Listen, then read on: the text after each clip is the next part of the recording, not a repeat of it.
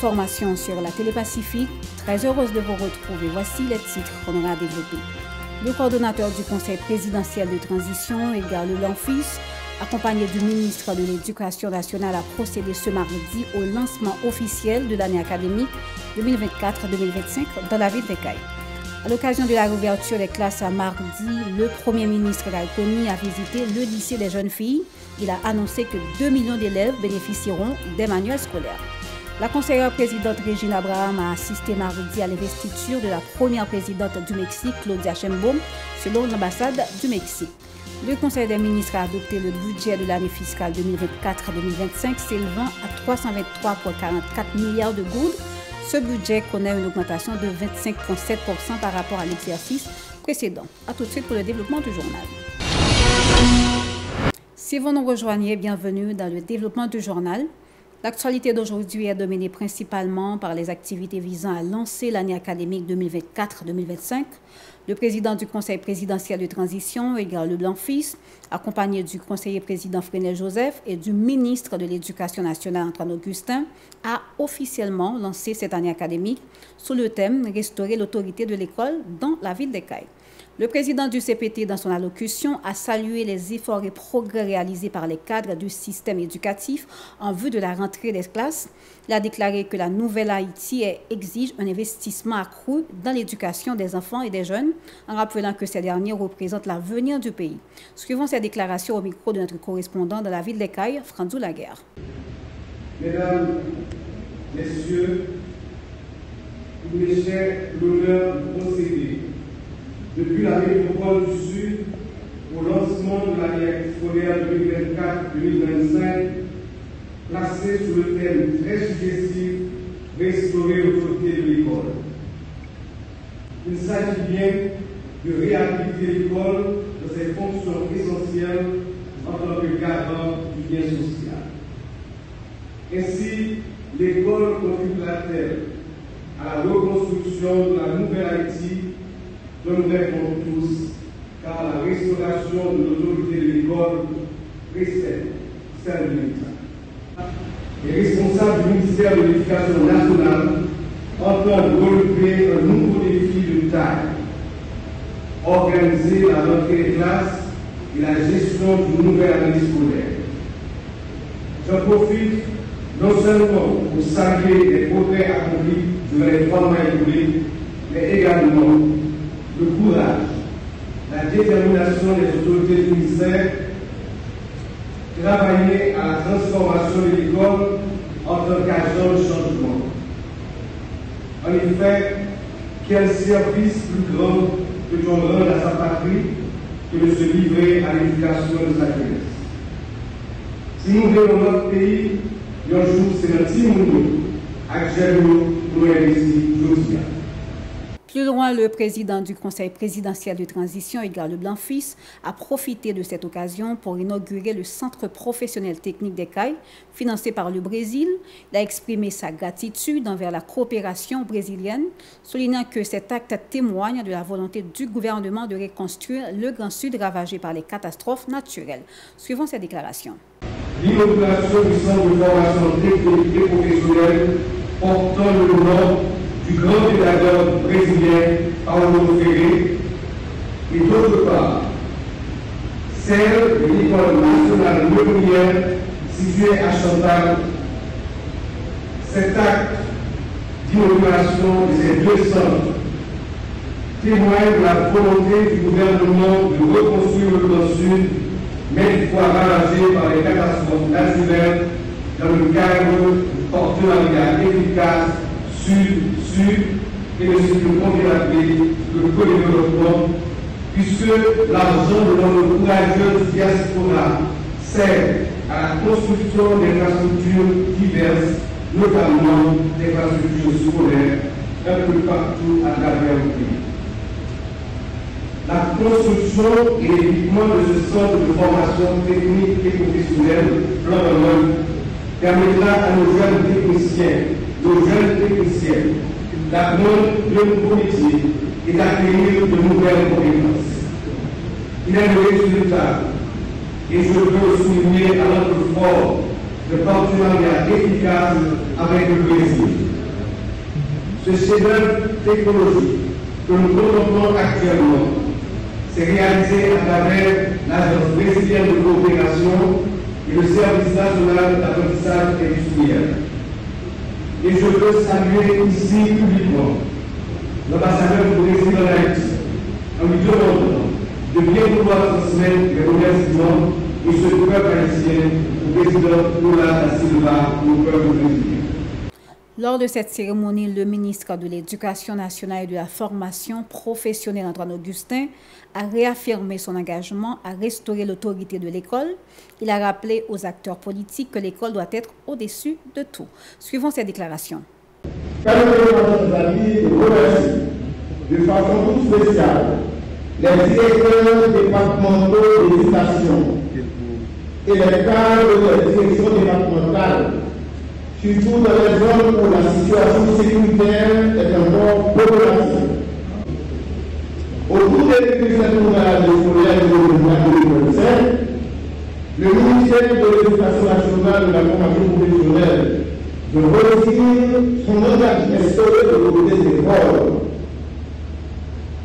Et par là, il faut ordonner que l'école est le parent, est le lien, le chemin qui permettra aux jeunes de retrouver l'espérance. L'école doit être au-dessus des clivages politiques, au-dessus des conflits, même si quand même certains conflits traversent l'école. Nous avons été témoins à chaque fois que la société reçoit un coup, l'école reçoit ses coups. Donc, il faut tout faire pour que l'établissement scolaire puisse contrôler que les élèves puissent aller à l'école. Avec cette approche, nous sommes en train de construire une nouvelle page dans l'histoire récente d'Haïti. Parce que l'école est le lieu privilégié où se développent les responsabilités, c'est les capacités et les talents des enfants et des jeunes sont doivent être restaurés en Haïti. Toujours en ce qui concerne l'actualité éducative, le Premier ministre Galconi a visité le lycée des jeunes filles situé au centre-ville de Port-au-Prince ce mardi 1er octobre 2024. Lors de cette visite, le chef de la primature a annoncé que 2 millions d'élèves bénéficieront de manuels scolaires. 200 000 parents recevront un soutien financier de 20 000 goudes chacun. 10 000 enseignants seront formés sur les nouvelles matières du programme du nouveau secondaire et 1 million d'élèves bénéficieront un plat chaud par jour. Parlons toujours de la rentrée des classes. Des cadres du ministère de l'Éducation nationale ont organisé ce mardi une cérémonie au lycée national de Pétionville à l'occasion de la rentrée des classes.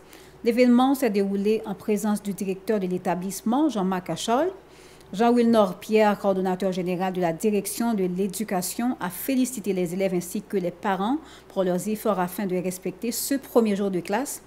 Il a également salué les dirigeants du pays, notamment le coordonnateur du Conseil présidentiel de transition Edgar Leblanc-Fils, le chef du gouvernement Galconi, pour les efforts déployés en faveur des déplacés hébergés dans les établissements scolaires afin qu'ils puissent libérer progressivement ces espaces. Suivons ces déclarations au micro de Max René Augustin et Yasmine Sano. Dans parole matin, pour nous voyez un gros merci à tout élève qui t'a souffert depuis quelques temps et qui t'a attendu le 1er octobre ça pour être capable de venir à l'école. Élèves, pas de la matin si pas bien maman, papa camper beaucoup côté. Et c'est l'occasion pour nous remercier tous les parents qui campent dans la famille pour qu'il y ait une société haïtienne et nous dire merci matin. Nous remercier tous les partenaires qui campaient de côté ministère pour faire que la journée de l'école là, jeudi à lycée réussite. Mais c'est l'occasion tout pour nous voyer un gros merci au gouvernement Connie Leblanc qui fait un pile effort pour rendre ouverture l'école ça effectif dans le pays. Nous avons constaté que nous avons pile espace l'école qui est occupé. Et bien, il y a un accompagnement que l'État haïtien a porté par tout le monde qui est en déplacement, qui a occupé l'école et nous constatons avec satisfaction aujourd'hui que l'école a commencé à s'occuper et ministère il prend contrôle n'a préparé l'espace pour nous un petit temps tout coûte en pile élèves il y a dans caille privé mais pour retourner là dans l'école que le ministère construit pour eux. Plus loin, le coordonnateur Jean-Will Nord affirme que le ministère s'engage en collaboration avec d'autres entités à commencer à la distribution du financement promis aux parents d'élèves. Il a également annoncé que le MENFP prévoit des séances de formation pour 10 000 enseignants ainsi que l'inauguration de 15 nouvelles écoles. Suivons les détails. Mais on a constaté tout que le gouvernement limitait une enveloppe de 5,7 milliards de gouttes pour y accompagner plus de 200 000 parents, 200 000 mamans et papa petit pour y remettre Timounio dans la question de l'école. Et parents, le ministère travaille avec tout l'autre acteur qui est impliqué dans la gestion comme ça pour que l'argent joigne parents le plus rapidement possible. L'État haïtien à travers le ministère accompagne les parents lorsqu'ils mettaient 2 millions de livres uniques à disposition élèves première année, deuxième année, troisième année et quatrième année pour exercice 2024-2025. Le ministère prend une grosse décision pour que les formes année ça 10 000 enseignants, justement parce que nous connaissons que nos systèmes, côté grand pile monde qui travaille comme professeur mais qui manquait d'information. Le ministère ANESA a procédé avec l'inauguration 15 nouvelles écoles que Fonds National Éducation financé totalement. Le ministère a accompagné toute communauté justement pour que l'année l'école ça est capable de réussir. De son côté, Dr Franz Jean a mis en exergue le thème retenu pour le lancement de la nouvelle année académique, restaurer l'autorité de l'école. Il a expliqué que le choix de ce thème vise à démontrer que malgré la crise profonde et persistante que traverse le pays, la refondation de la nation haïtienne est encore possible. Il vise également à inciter les fils et les filles du pays à poser des actions nécessaires pour l'atteinte de cet objectif. Suivons ces déclarations. Et du directeur départemental d'éducation de l'Ouest à l'occasion de cette rentrée scolaire 2024-2025. Cet événement représente un moment clé dans la vie sociale, politique, économique et culturelle du pays. Il n'est un secret pour personne que notre pays traverse l'une des crises la plus grave de son histoire depuis quelque temps. Nous assistons à la déchéance des institutions socles de la société. Il revient à l'école de jeter les bases de la refondation de la nation haïtienne. Pour atteindre cet objectif, le ministre de l'Éducation nationale et de la formation professionnelle a choisi comme guide de sa gestion le thème « Restaurer l'autorité de l'école ». L'autorité de l'école, c'est ce qui garantit un cadre ordonné, propice à l'apprentissage et à la préparation des citoyens responsables de demain. Toutefois, au fil des années, nous avons constaté un affaiblissement progressif de cette autorité. Avec ce thème, nous affirmons collectivement notre volonté de redonner à l'école haïtienne sa place légitime dans la société. L'Organisation des citoyens en mouvement de l'Artibonite a procédé à la distribution de kits scolaires à l'église Holiness située à Delma 32. Chesnel Pierre, président de la dite organisation, a souligné que l'OCMA réalise chaque année cette activité afin de soutenir l'éducation des enfants. Suivons ces déclarations au micro de Arnaud et José-Philippe François. Nous comptons avec nous une 7e fois. Chaque année, dans le cadre de l'ouverture de l'école, l'organisation OCMA toujours présent avec Timon Delma 32 pour nous bailler kit scolaire. Sur qui base nous baillons parce que l'organisation OCMA c'est une organisation populaire que nous gagnons dans tout le pays. Et je dis à nous remarquer un petit monde qui tombe dans une série de bagages qui pas OK. Et je dis c'est parce que on paquet d'organisations et puis on paquet d'organisations dans la société à pas prendre responsabilité.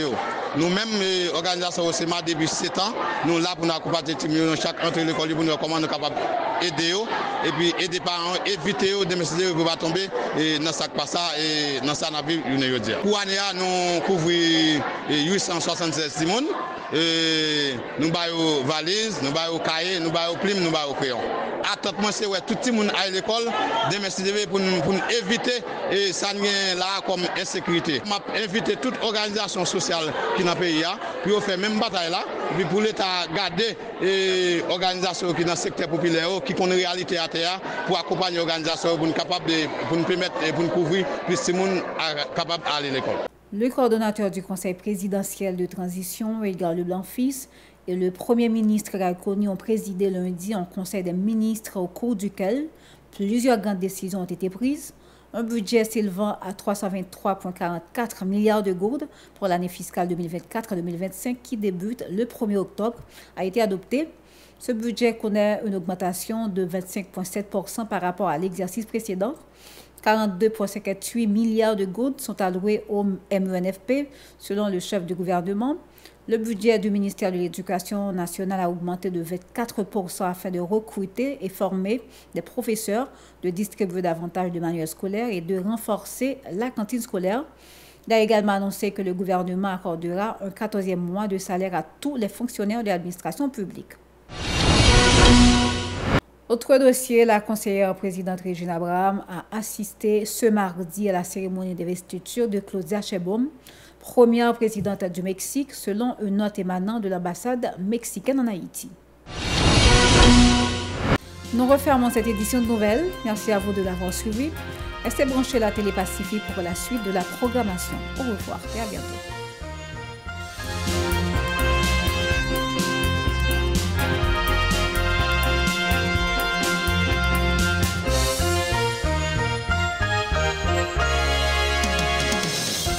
Si vous jugez que cette vidéo est intéressante, n'hésitez pas à liker et partager la vidéo. Et surtout, n'oubliez pas de vous abonner à cette chaîne et activer la cloche de notification pour ne pas louper aucune de nos vidéos.